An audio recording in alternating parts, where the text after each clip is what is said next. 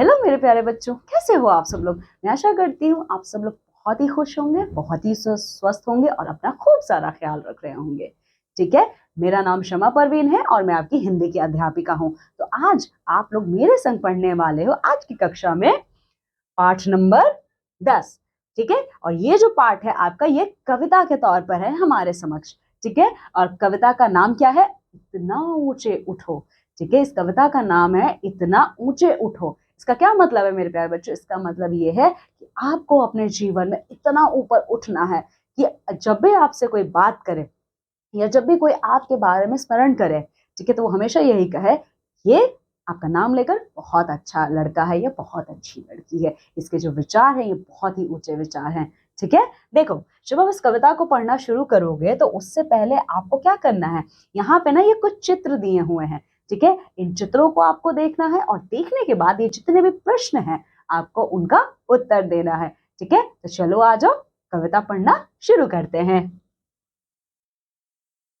देखो, इस कविता का थोड़ा सा जो विवरण है वो ऊपर दिया हुआ है। देखो, विवेकी पुरुष को प्राप्त कर गुण भी स्वयं को धन्य मानने लगते हैं। ठीक है, देखो, आप सब लोग पता, सबके गुण होते हैं तो सबके अवगुण भी होते हैं। ठीक है, तो जो विवेकी पुरुष होता है, विवेकी पुरुष मतलब जिनके पास बुद्धि होती है, ठीक है, और जिनको अपनी बुद्धि का सही तरीके से इस्तेमाल करना आता है, उनको, ठीक है, ऐसे मनुष्य को पाकर जो गुण है वो भी खुद को धन्य मानती है कि मतलब कम से कम मैं ऐसे मनुष्य के पास हूं जो मेरी इज्जत करता है या जो मेरी इज्जत करती हैं। ठीक है, क्योंकि इसी में ही उन्हें अपनी सार्थकता प्राप्त होती है। ठीक है, अच्छा, गुण क्यों इतना खुश होते हैं?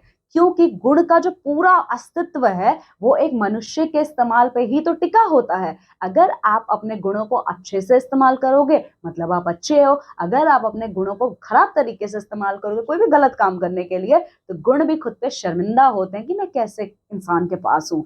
ठीक है, तो इसी प्रकार से जिनके पास बुद्धि होती है और जिन्हें अपने बुद्धि का सही इस्तेमाल करना आता है, गुण भी ऐसे लोगों के पास जाकर खूब खुश होता है।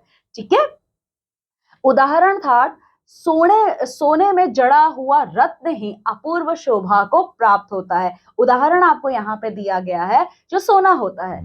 ठीक है, जो सोना है, गोल्ड है। ठीक है, सोने में जो रत्न लगे होते हैं, ठीक है, ये देखो, अपूर्व शोभा को प्राप्त होता है। ठीक है, सोना अगर ऐसे बस है तो वो सोना तो सुंदर ही लगता है। ठीक है, लेकिन अगर सोने में आप किसी रत्न को जड़ देंगे उसमें, ठीक है, तो उसकी शोभा 1000 गुना ज्यादा और बढ़ जाती है। ठीक है, जिस प्रकार सोने में मढ़ा रत्न चमकता है, उसी प्रकार विचारवान के पास जाने से गुणों में निखार आ जाता है। जैसे सोने में जड़ा हुआ जो रत्न है वो दूर से ही चमकता है, इतना चमकीला है, तो जिससे हमें ये लगता है कि हाँ, सोना कितना खूबसूरत है। उसी प्रकार मेरे प्यारे बच्चों, गुण जो है, विवेक विवेक वाले इंसान के पास, जिनके विचार शुद्ध होते हैं, उनके पास जाकर खुद को धन्य मानते हैं। ठीक है, तो ये इस पूरे कविता का आपका विवरण है छोटे में। ठीक है, तो चलो आ जाओ, कविता शुरू करते हैं। देखो, इतने ऊंचे उठो कि जितना उठा गगन है, देखो इस सारी दुनिया को एक दृष्टि से। देखो, सबसे पहले आपको किससे जोड़ा जा रहा है, मतलब आप अपने आप को किससे जोड़कर देख सकते हो? गगन से। गगन मतलब हमारा जो ये आसमान है।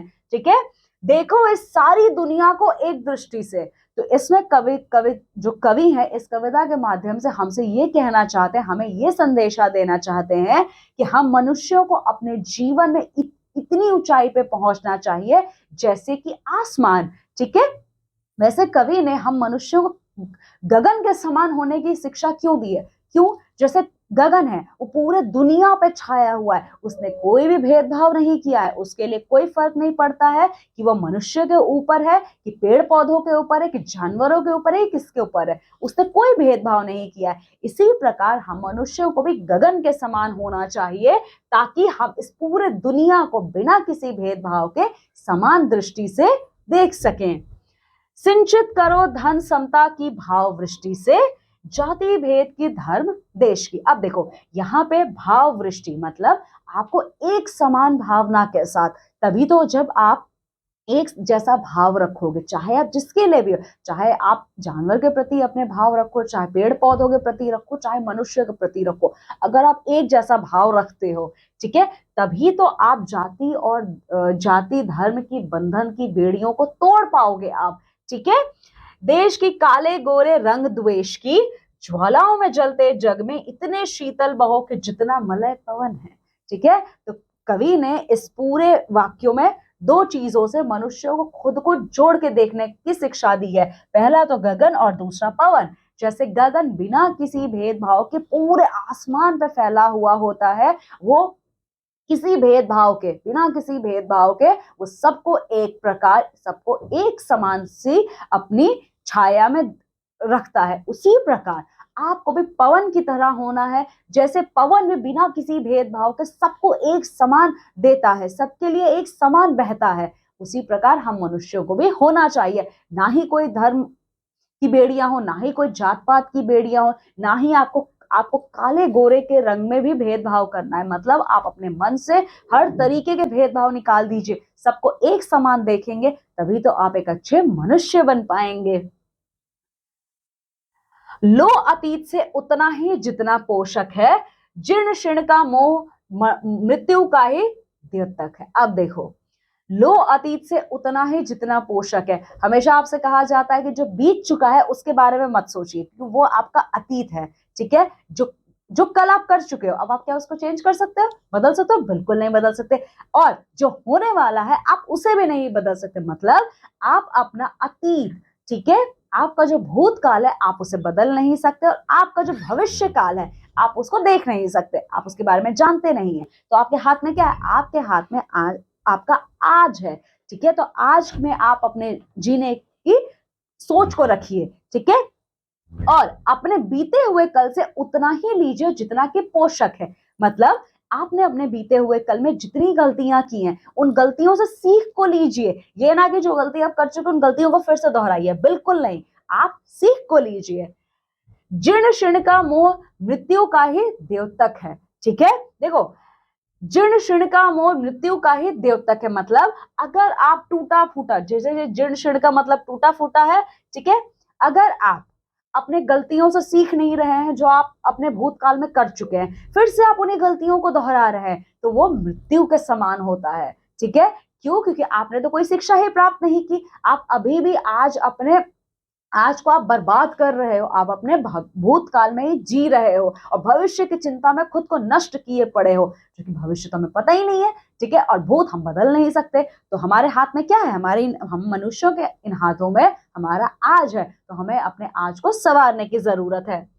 तोड़ो बंधन रुके ना चिंतन, गति जीवन का सत्य चिरंतन, धारा के शाश्वत प्रवाह में इतने गतिमय बनो के जितना परिवर्तन, ठीक है। तो इसीलिए सारे बंधनों को तोड़ दो।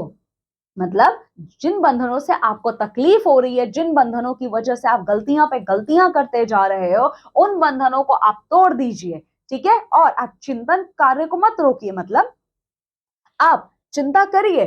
चिंता मतलब वो टेंशन वाला नहीं है। चिंता मतलब आपको यहाँ पर ये सोचने की जरूरत है कि आप जो कार्य करने जा रहे हैं क्या वो सही है, ठीक है, और अगर वो सही है तो उसका परिणाम क्या होगा, ठीक है। तो आपको ये सारी चीजों पे आपको चिंतन करना है, ठीक है।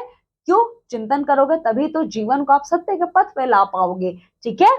और आपको अपने जीवन में इतना गतिमान बनना है, मतलब इतना इस गति से आपको जाना है अपने जीवन में कि आपके जीवन में जो भी परिवर्तन हो सकारात्मक हो, ठीक है।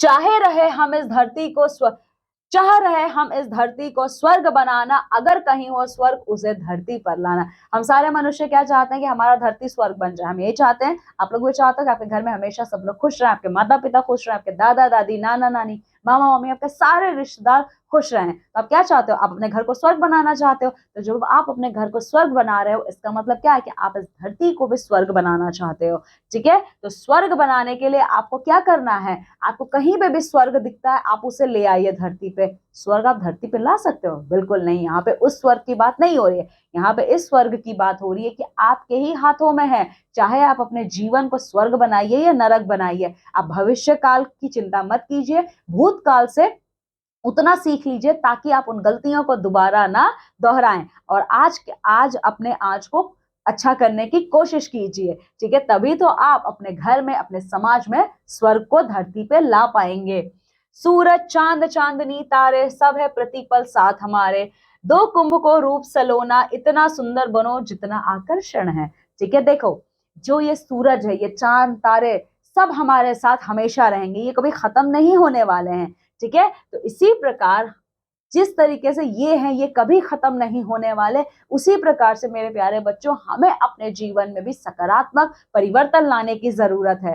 ठीक है, भविष्य की चिंता छोड़ दीजिए, भूतकाल से आप उतना ही सीखिए जिससे आप अपने आज को अच्छा बनाएंगे। अगर आज आप अपने आज को अच्छा बनाएंगे तभी तो आपका भविष्य भी अच्छा होगा। ठीक है, तो जब आप इतना करोगे, ये सारी चीजें ये अगर सकारात्मक परिवर्तन आप अपने जीवन में लाएंगे तो आप बहुत ही आकर्षण का केंद्र बन जाएंगे। मतलब आप सबको अपनी तरफ आकर्षित करेंगे, आपका जो व्यक्तित्व है वो निखर कर सामने आएगा।